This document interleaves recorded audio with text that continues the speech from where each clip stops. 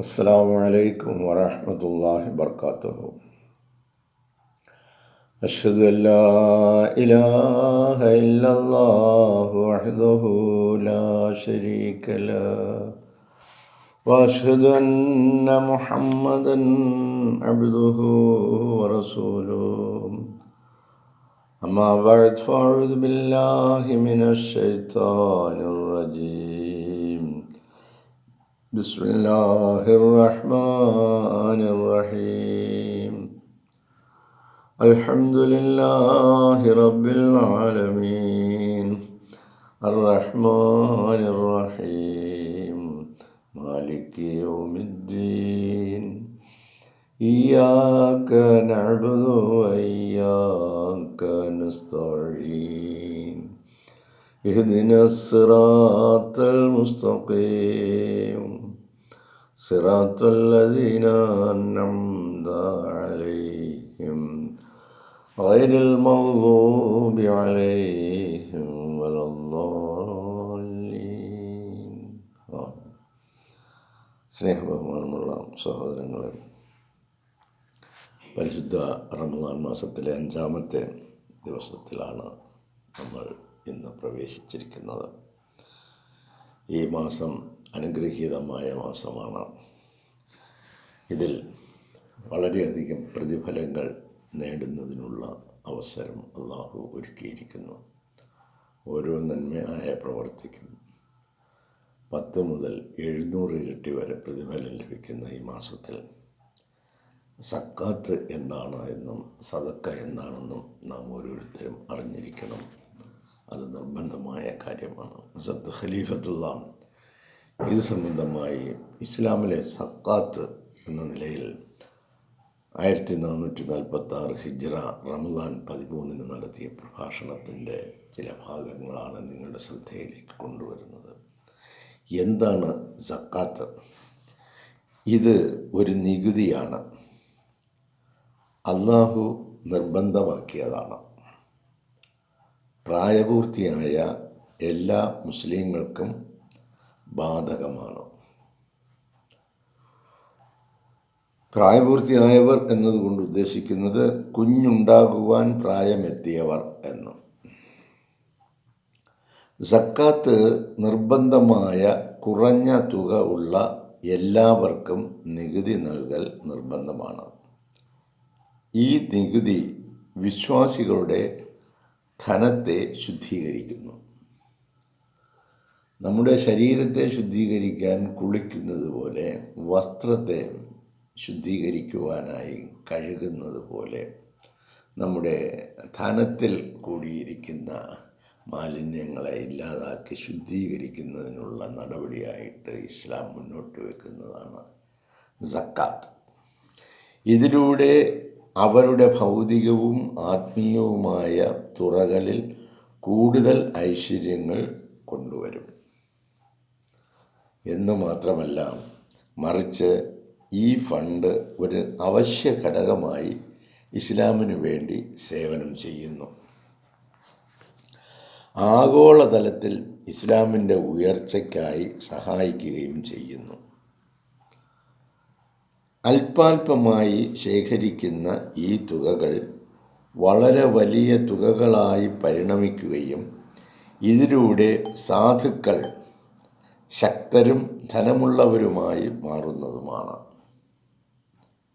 ഇതിലൂടെ അവരുടെ ദാരിദ്ര്യ ദുരിതങ്ങൾ കുറയുകയും അവർക്ക് അവരുടെ ജീവിതങ്ങൾ പുനർനിർമ്മിക്കുവാൻ പുതിയ അവസരങ്ങൾ ഉണ്ടാവുകയും ചെയ്യുന്നു. ഒരു ഇസ്ലാമിക വ്യവസ്ഥിതി ലോകത്ത് വന്നു കഴിഞ്ഞാൽ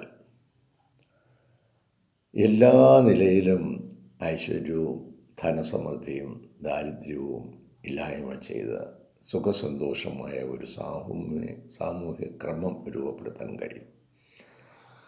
നമ്മൾ അങ്ങനെ ഒരു ഇസ്ലാമിക സാമ്രാജ്യം രൂപപ്പെട്ടില്ല. അതിൻ്റെ പ്രഥമ ശ്രേണിയിൽ നിൽക്കുകയാണ്.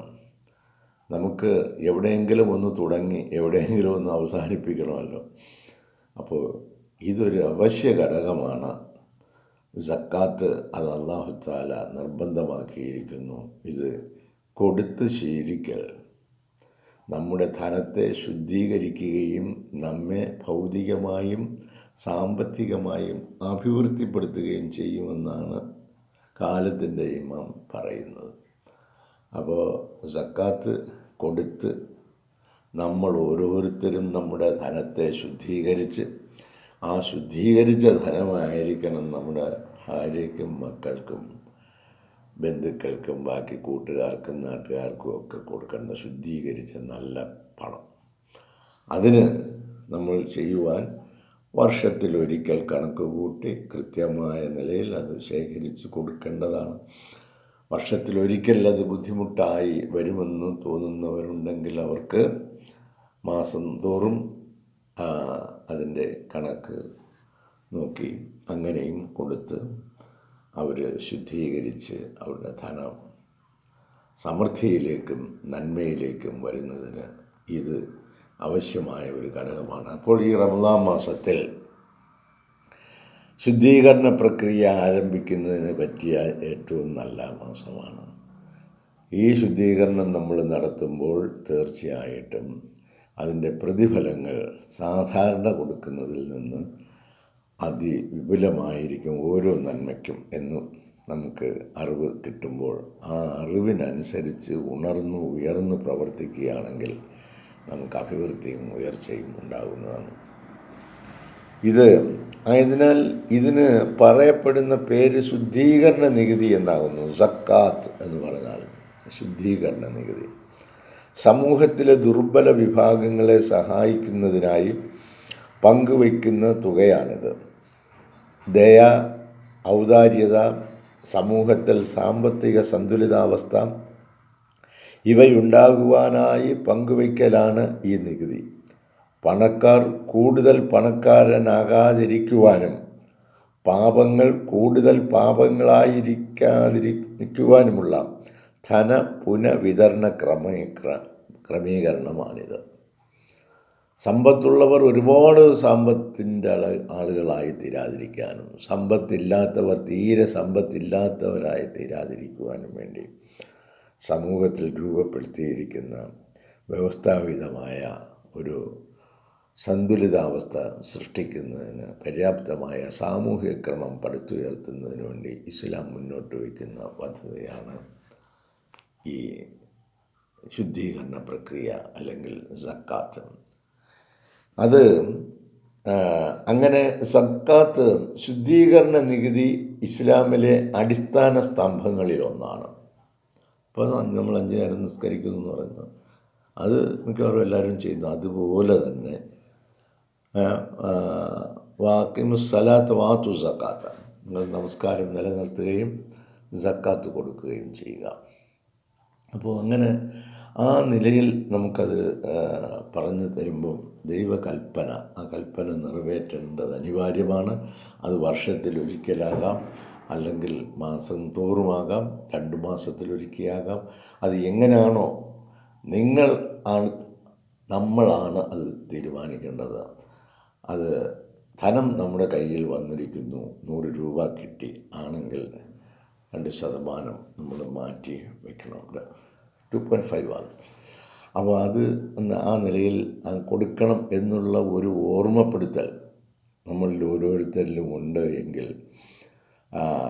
കഴിക്കുന്ന ആഹാരം ഹലാലായതാകണം, ശുദ്ധിയുള്ളതാകണം എന്നാഗ്രഹിക്കുന്നതെങ്കിൽ അങ്ങനെയുള്ളവർ സക്കാത്ത് വരുമാനം ഉണ്ടെങ്കിൽ കൊടുത്തേ പറ്റും. വിശ്വാസി അല്ലെങ്കിൽ പിന്നെ ഇതൊന്നും ബാധകമാണ്. അങ്ങനെ അവർ കൊടുക്കുന്നില്ല എങ്കിൽ ഹറാമായ മുതലാണ് ഭക്ഷിച്ചുകൊണ്ടിരിക്കുന്നത്. അല്ലാഹു തആല നിഷിദ്ധമാക്കിയ ശുദ്ധിയില്ലാത്ത ആഹാരം കഴിക്കുന്നവർ, അശുദ്ധമായ ആഹാരം കഴിച്ചാൽ നമ്മളെന്ത് ചെയ്യും? മിക്കവാറും രോഗികളാവും. ശുദ്ധമുള്ള ആഹാരം കഴിക്കുകയാണെങ്കിൽ ആരോഗ്യമുള്ളവരും ആവും. അപ്പോൾ അല്ലാഹു തആല ചില ശുദ്ധീകരണ നടപടി ഏർപ്പെടുത്തിയിട്ടുണ്ട്. അത് നിങ്ങൾ കണ്ട് ഇന്നതുപോലൊക്കെ ചെയ്താലാണ് ശുദ്ധിയാകുന്നത്. അത് ചിലപ്പോൾ നമ്മുടെ ബുദ്ധിക്കും യുക്തിക്കാണ്. നമ്മൾ കഷ്ടപ്പെട്ടുണ്ടാക്കുന്ന ഈ കാശ് ഇങ്ങനെ കൊടുക്കാനുള്ളതാണ്. പക്ഷേ അത് അല്ലാഹു തആല ആത്മീയ തലത്തിലൂടെ നമുക്ക് പകർന്നു തരുന്ന ഈ അറിവ് അത് വെറുതെ അങ്ങ് പറയുന്നതല്ല. അത് അല്ലാഹു തആല അതിൽ നമ്മൾ വിശ്വസിക്കുന്നു എന്ന് നമ്മൾ പറയുന്നു എങ്കിൽ ഒരു ഷഹാദ ഉണ്ട്. ഷഹാദ, ഈ ഷഹാദ എന്ന് പറഞ്ഞാൽ അത് സാക്ഷ്യപത്രമാണ്. ആ സാക്ഷ്യപത്രം എന്ന് പറയുമ്പോൾ ഞാൻ ഇന്നതുപോലെ കാര്യങ്ങളൊക്കെ ചെയ്തോളാം. ആ സാക്ഷ്യപത്രം ലാ ഇലാഹ ഇല്ലല്ലാഹ് എന്നുള്ളതാണ്. ആരാധനയ്ക്ക് അർഹൻ അല്ലാഹു അല്ലാതെ മറ്റാരുമില്ല എന്ന് ഞാൻ സാക്ഷി പറയുകയാണ്. അപ്പോൾ ആരാധനയ്ക്ക് അർഹൻ അല്ലാഹു തആല മാത്രമേ ഉള്ളൂ എന്ന് പിന്നീട് അടുത്ത ഒരു സാക്ഷ്യം കൂടെ അതിൻ്റെ കൂടെ പറയുന്നുണ്ട്. മുഹമ്മദ് റസൂലുള്ളാഹ്, അള്ളാഹുവിൻ്റെ ദൂതനാണ് മുഹമ്മദ് നബി സല്ലല്ലാഹു അലൈഹി വസല്ലം. ഇത് രണ്ടും ഞാൻ സാക്ഷ്യം വഹിക്കുകയാണ്. ഇവർ കാണിച്ചു തന്ന, അള്ളാഹുവും അവൻ്റെ ദൂതനും കാണിച്ചു തന്ന വഴികളിലൂടെ ആയിരിക്കും ഞാൻ സഞ്ചരിക്കുന്നതെന്ന് സാക്ഷി പറയുന്നവരാണ് നമ്മൾ. അങ്ങനെയാണെങ്കിൽ നമ്മൾ ആ സാക്ഷ്യം കറക്റ്റായിട്ട് നമ്മൾ പറഞ്ഞിട്ടുണ്ട് എങ്കിൽ അതിന് മറ്റൊരു വാക്കിൽ പറഞ്ഞാൽ ഒരു സത്യപ്രതിജ്ഞയാണ്, ഒരു പ്രമാണമാണ്, ഒരു വിശ്വാസ പ്രമാണമാണത്. ലാ ഇലാഹ ഇല്ലല്ലാഹ് മുഹമ്മദ് റസൂലുള്ളാഹ്. അങ്ങനെ നമ്മൾ യഥാർത്ഥമായ നിലയിൽ വിശ്വസിക്കുന്നവരാണെങ്കിൽ, ആ പ്രതിജ്ഞ നിറവേറ്റിക്കൊണ്ടിരിക്കുന്നവരാണെങ്കിൽ, ഈ ശുദ്ധീകരണ പ്രക്രിയ വളരെ വലിയ അത്യാവശ്യമായ കാര്യമാണ്. നമ്മൾ ഓരോരുത്തരും മനസാക്ഷിയോട് ചോദിക്കുക, ഈ പറഞ്ഞ നിലയിൽ നിങ്ങൾക്ക് ലഭ്യമാകുന്ന ഭൗതിക സമ്പത്തിൻ്റെ ഭാഗം, അത് ചിലപ്പോൾ ഒരു 100 രൂപയെ കിട്ടുന്നുള്ളൂ, അതുകൊണ്ട് കഷ്ടിച്ചാണ് ജീവിക്കുന്നത്, എങ്കിൽ പോലും അത് കൊടുത്തേ വെക്കും. വിശ്വാസിയാണെങ്കിൽ എന്തിനാണ് ഇത് കൊടുക്കുന്നത്? നിങ്ങളുടെ തന്നെ പുരോഗതിക്കാണ്, നിങ്ങളുടെ തന്നെ ഐശ്വര്യത്തിനാണ്, നിങ്ങളുടെ തന്നെ ഉന്നതിക്ക് വേണ്ടിയാണ്. ഇതാണ് ഇസ്ലാം മുന്നോട്ട് വയ്ക്കുന്ന കാഴ്ചപ്പാട്. അതിലൂടെ നിങ്ങളിലേക്ക് തന്നെ ഒരുപക്ഷെ അത് കറങ്ങി വരും, നിങ്ങളുടെ ഉയർച്ചയ്ക്ക് പര്യാപ്തമായ നിലയിൽ. ഒരു വ്യക്തിയുടെ ധനം, ആത്മാവ് ഇവ ശുദ്ധീകരിക്കുവാൻ സഹായിക്കുന്നു. ഈ ധനം ശുദ്ധീകരിക്കാൻ സഹായിക്കുന്നു, ആത്മാവിനെ ശുദ്ധീകരിക്കാൻ സഹായിക്കുന്നു. ആ യഥാർത്ഥമായ ആത്മാവ് എന്താണ് ആഗ്രഹിച്ചുകൊണ്ടിരിക്കുന്നത്? നമ്മുടെ ഉള്ളിൽ, നമ്മളിൽ ഈ ചൈതന്യമായി നിൽക്കുന്ന ആത്മാവ്, അല്ലാഹുവിൻ്റെ പക്കൽ നിന്ന് വന്ന റൂഹ് എന്താണ് ആഗ്രഹിച്ചുകൊണ്ടിരിക്കുന്നത്? ഞാൻ വസിക്കുന്ന ഈ ശരീരത്തിനകത്ത് ഇവൻ നല്ല ശുദ്ധമായിട്ടുള്ള എന്തെങ്കിലും കഴിച്ചിരുന്നെങ്കിൽ എന്ന് ആഗ്രഹിക്കുകയാണ്. അശുദ്ധമായ ഈ സാധനം, ഇവൻ ധനം ഉണ്ടാക്കുന്നതിനുള്ള എല്ലാ ഭൗതിക സാഹചര്യങ്ങളും ഒരുക്കി കൊടുത്തവന് ധനം ലഭിച്ചിട്ട് അള്ളാഹിൻ്റെ വഴിയിൽ അത് ചെലവഴിക്കാതെ, അള്ളാഹ് പറഞ്ഞ നിർദ്ദേശമനുസരിച്ച് ചെയ്യാതെ ഇവൻ ശരീരത്തിലേക്ക് കയറ്റിക്കൊണ്ടിരിക്കുകയാണ് ഈ ഭാരം മുഴുവൻ. അപ്പോൾ വസിക്കുന്ന ആത്മാവ് സംപ്രീതനല്ല, അതിനവിടെ വസിക്കാൻ വയ്യ. കാരണം ഹറാമായ, നിഷിദ്ധമായ മാലിന്യങ്ങൾ നിറയ്ക്കുകയാണ് ഇവൻ്റെ ശരീരത്തിൽ. അതുകൊണ്ട് ഈ പ്രക്രിയ ചെയ്യുന്നതിലൂടെ നമ്മൾ ആത്മാവിനെയും ശുദ്ധീകരിക്കുകയാണ്, ആത്മാവിനും അതിനൊരു ശാന്തി കിട്ടും. അതോടൊപ്പം തന്നെ സമത്വവും സാമൂഹ്യനീതിയും അഭിവൃദ്ധിപ്പെടുത്തുന്നു. അങ്ങനെ സമൂഹത്തിലെ പ്രയാസങ്ങൾക്ക് പരിഹാരം കൂടി നമ്മൾ ചെയ്യുകയാണ് ഈ ധനവിനിയോഗ പ്രക്രിയയിലൂടെ. അപ്പോൾ വ്യക്തിജീവിതവും കുടുംബജീവിതവും അതുപോലെ നമ്മുടെ ആത്മീയമായ സമാധാനത്തിനും ഉയർച്ചയ്ക്കും വളരെ അനിവാര്യമായ ഒരു പ്രക്രിയയാണ് ഈ സാമ്പത്തിക ത്യാഗം. അല്ല, ഇതൊരു കമ്പൽസറി ടാക്സാണ്. നിങ്ങൾക്ക് 10 സെൻറ്റ് സ്ഥലം ഉണ്ടെങ്കിൽ കറക്റ്റ് 365 ദിവസം ആവുന്നതിന് മുമ്പ് തന്നെ അവർ നോട്ടീസും കൊണ്ടുവരും, നികുതി അടച്ചു. നിങ്ങൾക്കൊരു വീടുണ്ടെങ്കിൽ 365 ദിവസം ആവുന്നതിന് മുമ്പ് അതിൻ്റെ ഡിപ്പാർട്ട്മെൻറ്റിൽ നിന്ന് കടലാസ് വരും, നികുതി ടാക്സ് അടച്ചോ. ഇത് അള്ളാഹുവിൻ്റെ ഡിപ്പാർട്ട്മെൻറ്റ് ഓപ്പണാക്കി വച്ചിരിക്കുകയാണ്. പക്ഷേ ആ ഡിപ്പാർട്ട്മെൻറ്റിലേക്ക് ധനം നിർബന്ധമായിട്ട് കൊടുത്തു എന്ന് പറഞ്ഞ് ജീവനക്കാരും കടന്നു ചെല്ലുന്നില്ല. പിന്നെ ഇങ്ങനെയുള്ള ജീവനക്കാരായിരിക്കും എവിടെയെങ്കിലും നിന്ന് ചിലപ്പം പറയുന്നത്. അതൊരു ചെവിയിൽ കൂടെ കേട്ട് മറ്റൊരു ചെവിയിൽ കൂടെ കളയുന്നു എന്നല്ലാതെ ഇത് കറക്റ്റായിട്ട് ചെയ്യാത്ത ആളുകൾ ഒരു കാര്യം ഉറപ്പിച്ചു കൊള്ളുക, നമ്മളെല്ലാവരും അതിന് ആളുകളാണ്. അങ്ങനെ ചെയ്യുന്നില്ല എങ്കിൽ ഈ ആത്മാവ് കുടികൊള്ളുന്ന ഈ ശരീരത്തിൽ നിങ്ങൾ അഴുക്കാണ് നിറയ്ക്കുന്നത്. അതിന് സമാധാനം കിട്ടത്തില്ല. നിങ്ങൾ മഹാരോഗികളാവും. അതെല്ലാം കൊണ്ടുവന്ന് കൊടുക്കേണ്ടിയും വരും.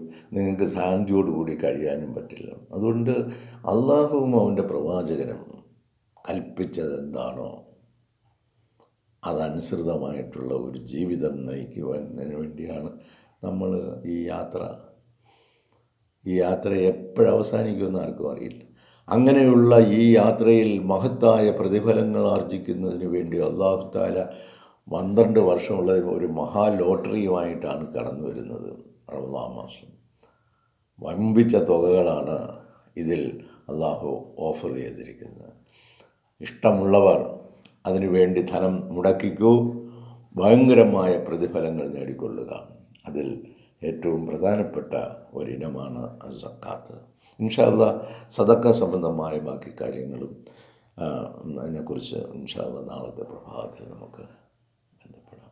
അല്ലാഹു തആലയുടെ പ്രത്യേകമായ സംരക്ഷണയിലായിരിക്കട്ടെ നമ്മളെല്ലാവരും. ഈ പരിശുദ്ധമായ റമദാൻ മാസത്തിൽ അവനിൽ നിന്ന് ലഭ്യമാകുന്ന ഏറ്റവും മഹത്തായ അനുഗ്രഹങ്ങൾ കൂടുതൽ ആർജിക്കുവാനുള്ള ഊർജ്ജസ്വലതയും അറിവും അതിനുള്ള പ്രായോഗിക ക്ഷമതയും നമുക്ക് ഓരോരുത്തർക്കും നൽകി അനുഗ്രഹിക്കട്ടെ എന്ന് പ്രാർത്ഥിച്ചുകൊണ്ട് ഈ വാക്കുകളിലൂടെ അവസാനിപ്പിക്കുന്നു. ജസാക്കുമുല്ലാഹ് ഖൈറൻ ജസാ. അസ്സലാമു അലൈക്കും വറഹ്മത്തുള്ളാഹി വബറകാതുഹു.